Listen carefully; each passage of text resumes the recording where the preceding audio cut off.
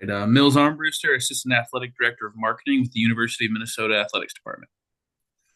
Okay, thanks for giving us some of your time. The first question is, what do you think are a few of the most important qualities of a great leader, and how do you apply them to your role? Whew.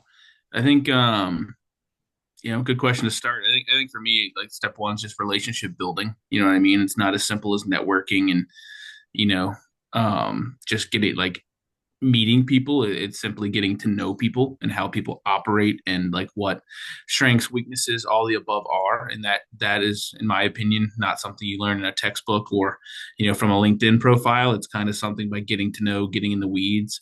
And actually like, being boots on the ground with those staff. And one of the things I try to tell my staff is that like, especially when you're delegating tasks or assigning projects is like, um, rarely do we assign projects or tasks that we haven't tried to complete ourselves. You know what I mean? Like it's very easy for me to say, "Hey, go do this," but it's a lot easier if I say, "Hey, I need you to help me with this. The easiest way to get it done is this. This is how I want it," kind of thing. So just having that knowledge of kind of the results you want based off the people you surround yourself with. To me, it just starts with getting to know them as an individual, not as much an employee, as well as like you could view them as staff members, team members, whatever you want to call it, but like having that knowledge of who someone is, why they're the way they are, how they operate, what makes them them. I think that allows you to have even the hard conversations. Like we look at the world of college athletics, and I'm grateful that we have leadership here at Minnesota with our AD Mark Coyle. I'm able to go right up to him and be like, "So what?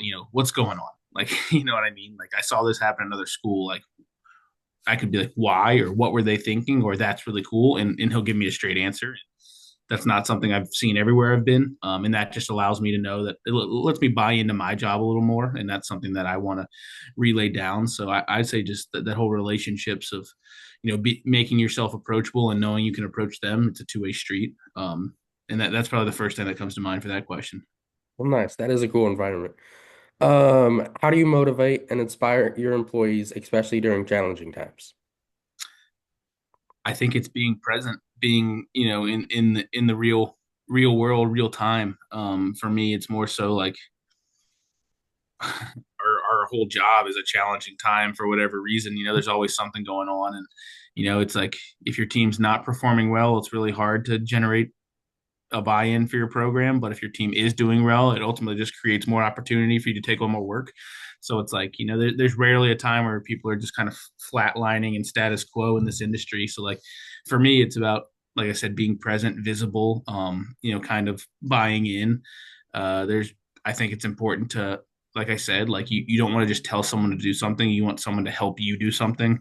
Knowing that I oversee a staff that, we do 22 sports from August through May, realistically. And if our teams are good, it might go past May into June. It feels like a college World Series situation. So it's like it's not as simple as with our 120 plus events a year. Like, do we just send somebody to go do 30, or how do we step up and, hey, I'm going to go to as many as I can. How can I support you? Or recognizing that I wasn't there, but I heard really good things about what you did. It's kind of not just finding space fillers. It's kind of creating that camaraderie and,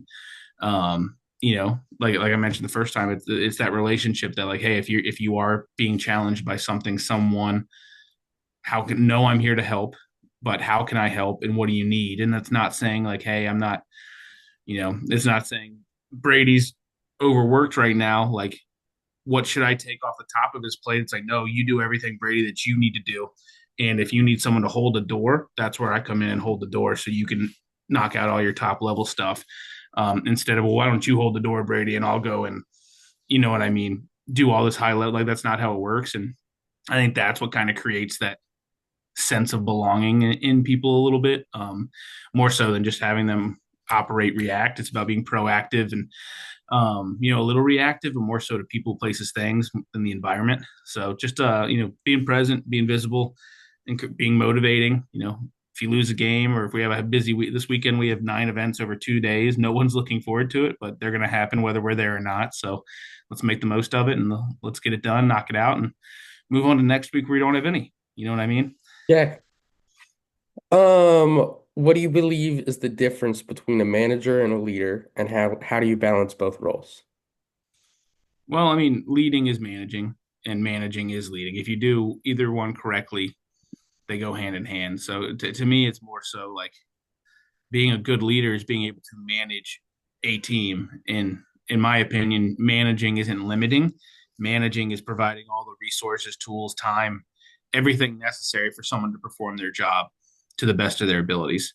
And then leading is helping people realize what those are and how to get them done. So like I think they go hand in hand. Um, I think you could, you know what I mean? Like, no, very rarely would someone go out and be like, "Hey, like this is my leader." You know what I mean? Like, this is my manager or my supervisor. So like, that kind of is a little telling to me. But like, I am a unit director. I'm an external leader, and I am a manager on paper here. But like, I don't know that I want anyone calling me any of those when they're referring me to something. You know what I'm saying? So like, to me, it's more so. I guess to answer your question. Sorry, I'm getting off topic, but No, you're good. to me, it's more so like, by appropriately managing your staff and the situations and outcomes and expectations makes you a very good leader. And by being a good leader, it allows you to appropriately manage your staff. Like, um, I mean, if no one's going to follow you in a conversation or directionally, then you're probably going to have a hard time managing them. And if you're not able to appropriately manage somebody, they're not going to follow you. You know what I'm saying? So it's kind of a two-way street that dips into both, in my opinion. And I don't know if I'd be able to quantify specific differences necessary off the top of my head, but it's a really good question. I'd actually love to hear what other people say to that. Maybe I don't know if have you interviewed anybody else and they answer Yeah. that question differently. Some have mainly just talked about how like one the leader can sort of be more lenient and more interpersonal, while the manager sometimes can be more strict and not strict, but more through a design path and focusing on different stuff. But yeah, you're good. Um, how has your leadership style evolved over time?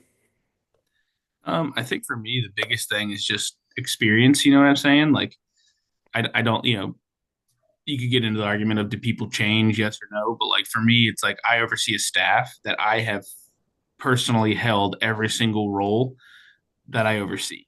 So like that's where my leadership has changed. Where like I got here as a 25-year-old, you know what I mean, sitting here 8 years ago, thinking like, hey, like, I want to do big things, like I want to make it happen. But like, I had a good manager who led me through those challenges. Like, hey, like your role is important, and we need you to master that role. And once you kind of excel at that, that's when the new opportunities come. And like that's not what you want to hear as a young, eager, young professional kind of thing. But like by taking on those tasks, and then you get to the pandemic where everyone's world changed, and then the college industry got hit really hard with turnover. A lot of people left, not just our staff, but every athletic department in the country.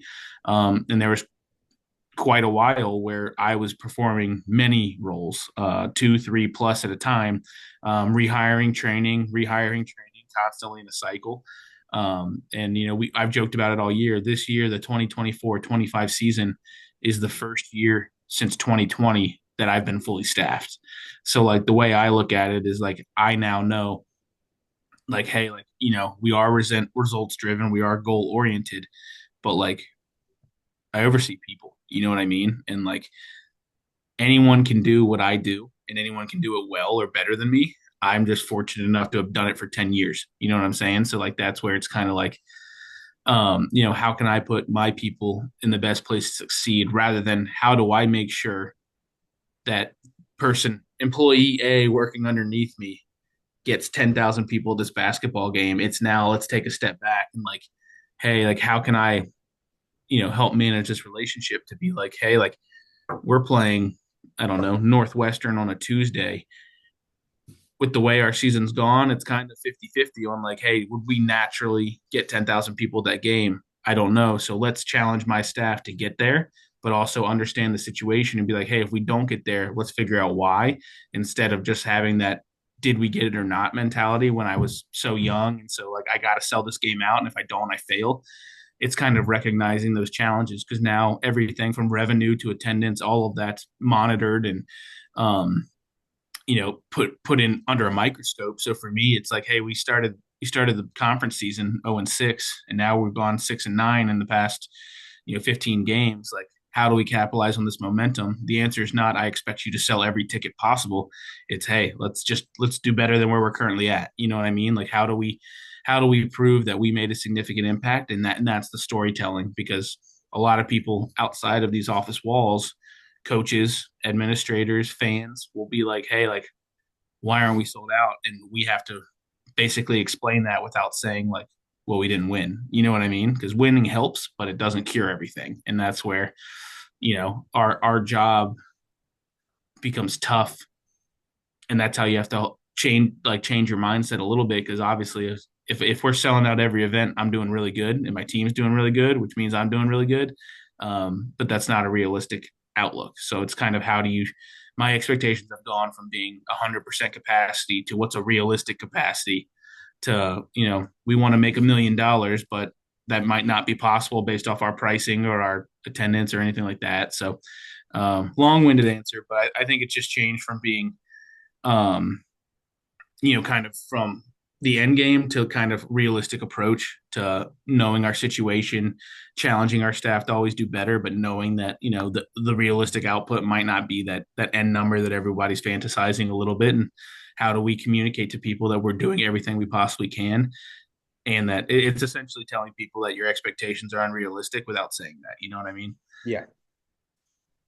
What's one leadership decision that you made that didn't go as planned? And how did you handle it? Yeah. Well, being able to recognize that it's not going as planned is the first step. I think the one thing I think of is, um, I think I mentioned when your class was here, we have close to 50 student workers that work for me every year, and we treat them as an extension of our full time staff. We rely on them very heavily, and we cannot do anything that we do in Gopher Athletics without their support. Until this year, they were 99% unpaid. It was all a volunteer role. And we really wanted to, not only, like, we've always wanted to compensate them. It's not because we choose not to. There's just campus policies and different financial factors that prevented us from doing so. This past year, we actually fought a little harder, and I actually was able to get about 10 of them on payroll. So I created kind of an elevated position, and really happy with how that went. But because we created an elevated position, meant that there naturally a position felt kind of inferior. And that's where we noticed a lot of we had about 10 to 12 students who were like active in our office all the time. Those were the ones getting compensated, obviously. And then we had about 35 that we didn't really hear from, that we didn't really see. And it kind of got to the point where I was like, man, like, we were actually doing a lot better, believe it or not, when our internship was completely volunteer, because everyone was on the same playing field.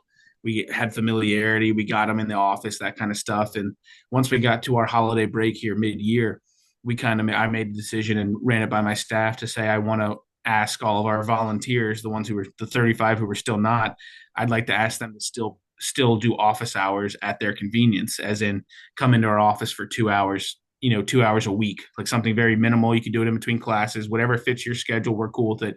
But just giving us a chance to see you outside of an event, because we were hosting basketball games in December and meeting kids for the first time. Like, wait, who are you? Like, what? Like, what? Like, I haven't seen you yet. Like, you know what I mean? So, like, giving us that FaceTime, getting them a chance to ask questions, see us in our natural habitat, you know what I mean? Stuff like that. So that was one where I don't think we made a bad decision, but we recognized it might not have been the 100. It was really, really beneficial to a small majority, and it's going to help our program and our staff in the long run. But I recognize that there was a disadvantage to 35 of the students. So, like, that's why we decided we had to make a change so that it did not disadvantage the 10 who already got compensated, but it added more benefit to those others who didn't receive it initially.